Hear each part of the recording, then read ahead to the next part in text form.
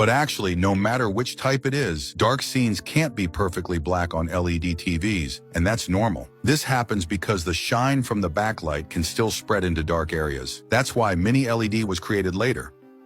Mini LED.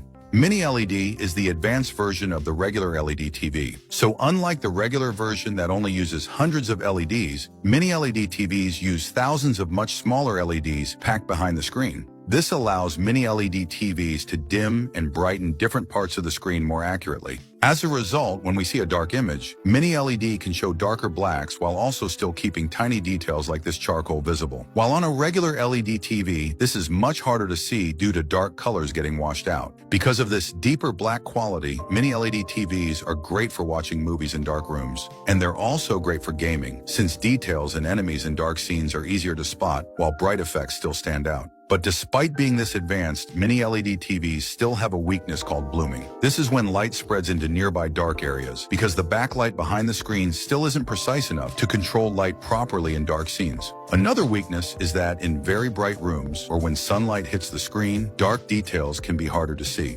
This is why a brighter technology like QLED exists. QLED. QLED, which stands for quantum dot LED, is also an advanced version of the LED TV. But instead of using many tiny LEDs to improve dark scenes like Mini LED, QLED uses a technology called quantum dots to make the image brighter and colors more vibrant. Because of this, QLED TVs look more eye-catching and perform better in bright rooms or daylight. This is especially useful if your living room gets a lot of sunlight or is more open and well lit. But because QLED focuses on brightness and color, its contrast and blacks aren't as strong as Mini LED. And since it still uses backlight technology, blooming can still happen on QLED TV as well. So in the end, this shows that even advanced LED TVs have limits, which is why OLED exists. OLED.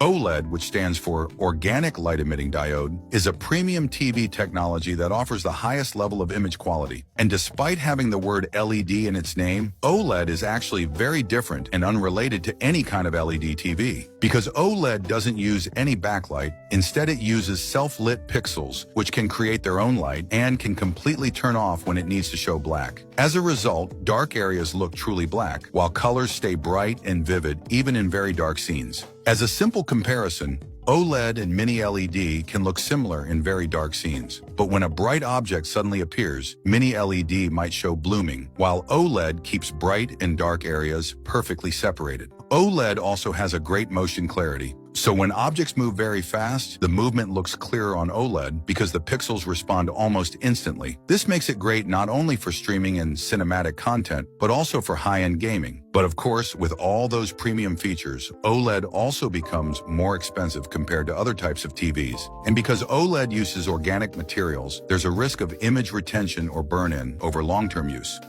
Micro LED.